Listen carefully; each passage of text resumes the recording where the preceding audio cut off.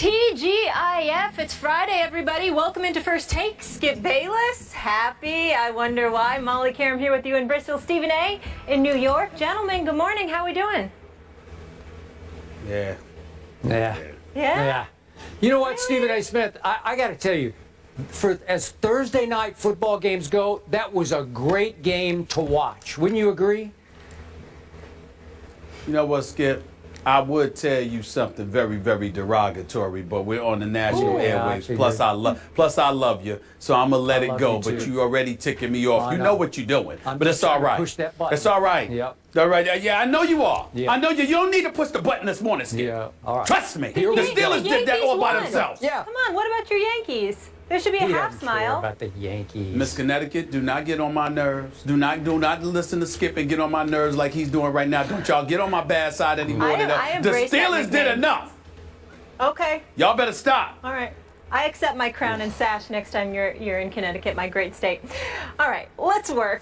Coming up, we'll preview this weekend's slate of games. We're going to pick those, plus the big SEC showdown, Alabama versus Georgia. How much pressure is on Mark Richt to get the win? In corner, Orlando Scandrick will join our Cowboys hater and lover for some real talk on America's team. But first, we kick things off with Thursday night football.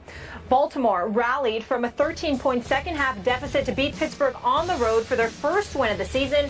The Steelers went for it on fourth down twice in overtime, but couldn't convert. Justin Tucker made a 52-yard field goal with 5:08 left in OT to give the Ravens a 23-20 victory.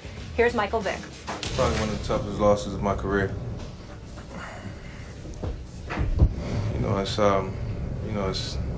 We had our chances to win the game. There was a lot of plays that I could have made that I didn't make, and it's disappointing. Vic's feeling like Stephen A. Stephen A., who's to blame for this loss on the Steelers side?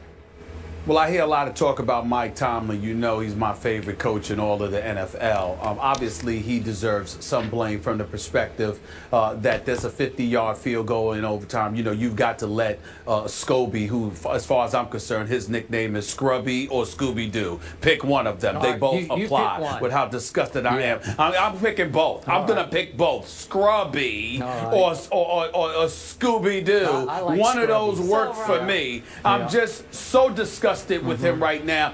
You have two opportunities in the fourth quarter. He blows it for you. I definitely don't blame Mike Tomlin for not letting him kick. I think it was like a 56-yarder because I'm not even allowing him to take that chance because I've lost faith in him. He missed a 49 and a 41-yarder. I'm not having faith in him with that one.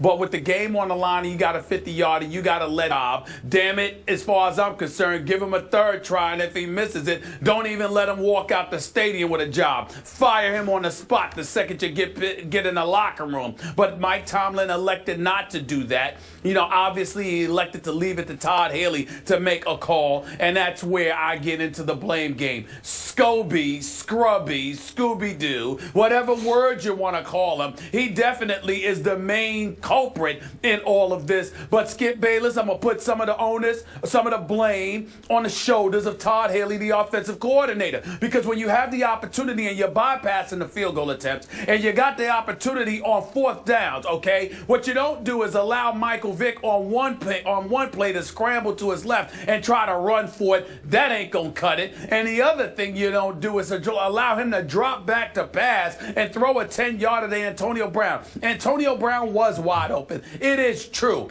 But you have to know your personnel. Michael Vick has not been playing. It's in overtime. You don't put him in that position where he needs to make that kind of play on a fourth down with the game on the line. You just don't do it. You don't go away from your bread and butter. There's a guy on the Pittsburgh Steelers. His name would happen to be Le'Veon Bell. Same guy that rushed 22 times for 129 yards. The same guy that is widely recognized as the best all-around running back in the game of football. And somehow, some way, this Pittsburgh Steelers team, with the game on the line, overtime for crying out loud, got Le'Veon Bell back there, and he doesn't touch the damn ball. I do not understand this. To save my life, this is Todd Haley all over again, deciding that what he wants to do, Skip Bayless, is prove that he is head coach material. He has no desire to be an offensive coordinator. He's the offensive coordinator because he's trying to collect a check. But in reality, he believes he should be the head coach. He believes he should be the one making all the decisions. He believes that he is a guy that has to prove that this dude knows exactly what he's doing. Now, to his defense, he would not have minded kicking the field goal. Tomlin went against those guys. That's on Tomlin. I'm not completely absolving him by any stretch of the imagination. But in the end, my two biggest culprits are Todd Haley and, of course, Scobie, Scrubby, Scooby-Doo. That's it. He, who, by the way, should be without a job.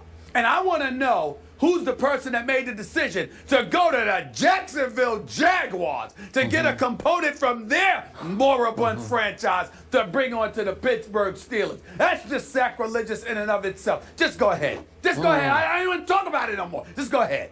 So you are blaming, in the end, the offensive coordinator and the new just traded for kicker for what happened last night to your Steelers at your stadium. Am I right about that? Did I stutter? Did I stutter? But you asking me a question. But just go ahead and speak. Don't ask me anything right now. I don't feel like talking about it right now. We gave like one ounce of blame to Mike Tomlin, but I only heard 1 ounce.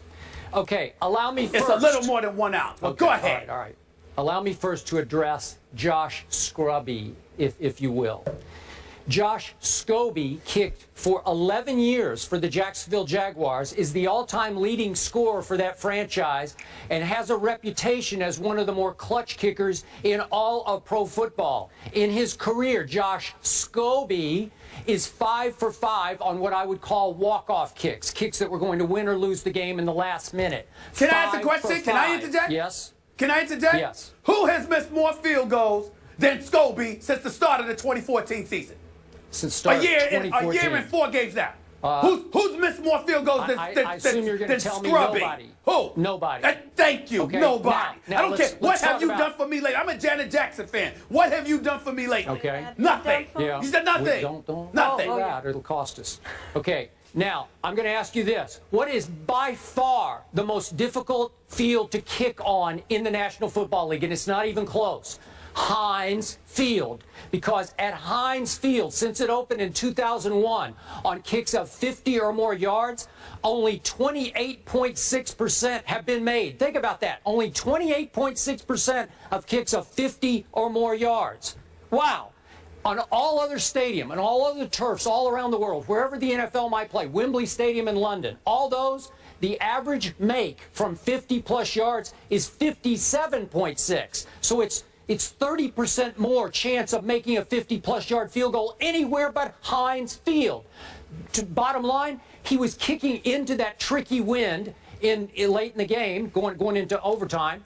And was I surprised he missed from 49 yards? I was not. 41 is about a 50-50 endeavor on that field against that wind, that tricky crosswind, and he missed it. And I give you that one. That was a tough one. But in the end, I do not blame Mike Tomlin for saying 50, I don't think so. But here's where I do blame Mike Tomlin. And I'm on record, so I'm not being 20/20 hindsight here. We have both agreed that the only place where Michael Vick would have landed one last shot was with Mike Tomlin in Pittsburgh. And I give Mike Tomlin props for doing that because he loves him some Michael Vick. He holds Michael Vick in awe for all that Michael has accomplished on the field and off the field with the redemption that he was able to achieve post-prison sentence.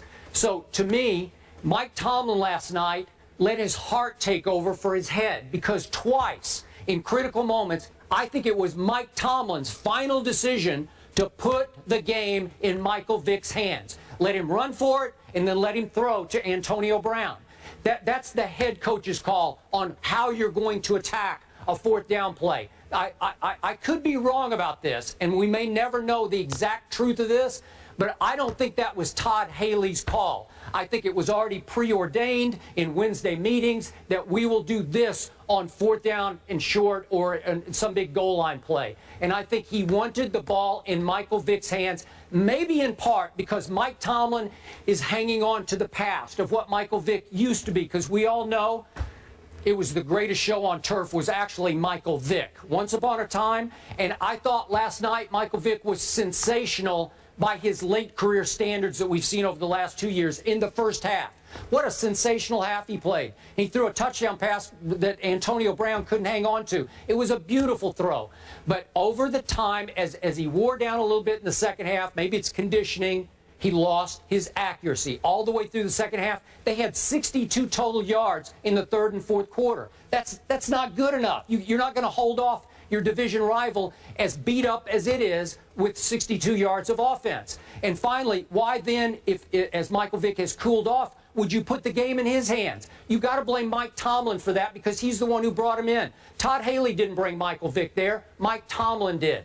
And again, I admire the heart of it, but I can't go along with the head of it because it's the wrong. You're exactly right. You have to at least give the ball to Le'Veon or hope that you run the kind of play where you're going to get the ball successfully into Antonio's hands. That was a little bit of a dicey throw because he had to throw it across his body into the flat, and he'd lost his accuracy, and we know the rest of the story. So why would Mike Tomlin choose Michael Vick on those two plays? That's just me. Well, listen, again, you and I disagree from the perspective that I think that it was Mike Tomlin's call not to kick that field goal, but I think the play calling was left to Todd Haley. And whether it was planned earlier in the week or made just impromptu at the moment that the game was unfolding, here's what I don't like. When you look at a guy like a Michael Vick, for example, that play was tailor-made for Big Ben. With Antonio Brown out on the flat, he's wide open. You're a right-handed quarterback, particularly with the size and arm of a Big Ben. That's a completion. That's a first down. Even though Antonio Brown did drop a bomb from Michael Vick earlier in the game, which was a devastating thing for me to see personally. But let's be clear about something here. You're asking Michael Vick to throw across his body. He's a lefty. See, that's the kind of thing where you know some coaching or lack thereof comes into play. Because if Michael Vick was throwing that to the left side of the field, Skip Bayless, wouldn't that have been, a significantly higher chance of that completion taking place than him having to throw across his body? You got to know these kind of things, which these coaches undoubtedly know if they're paying attention to. Unfortunately, that's not what happened last night. I didn't think Michael Vick played a bad game. A matter of fact, considering the fact that he hadn't played in quite a long time, I didn't think that he was that bad at all. He wasn't a game changer or anything like that. But he showed up, he contributed, he made some good throws last night. I'm just saying you've got to know your personnel and, more importantly, ride with the horses that get you there. I get so tired of everybody, and you can tell that you can just tell the Todd Haley's of the world how they are, Skip Bayless, because it's not about just winning or losing. It's about doing it my way. Let me show my brilliance here. And I'm telling you, it was the right play. Antonio Brown was open, if that's what you're looking at. But you've got to know your personnel and what chances you can and cannot take in certain situations because of that very own personnel. And more importantly, even with people, all of these coaches, they watch film all the time, Skip. They're very, very rarely surprised. They know what you're going to do. The difference between the good players and the great ones is that the great ones sit there and say, I understand you know, but what you going to do about it? Le'Veon Bell is one of those dudes. Yeah, I agree. What you going to do about it? He can't get you 1 yard? Yeah. He can't get you 1 yard? This 4th and 1. Not once, but twice. And his number doesn't get called? Oh, this is unforgivable. Yeah. It's unforgivable. Okay, last quick point on this question. I would also take issue with the choice of throwing that kind of pass to Antonio Brown. I love Antonio. I know him off the field. Big fan. But he's not the tallest guy in the world. So you're asking Michael Vick to throw it to by NFL standards, a miniature target out in the flat. And the ball was high. If you threw it to any of their bigger targets, somebody might go up and snatch it. Haywood Bay or Wheaton would have been fine with me. Would have been fine with me. Yep. Want to get into the Ravens side of things now, gentlemen? Yes. All right.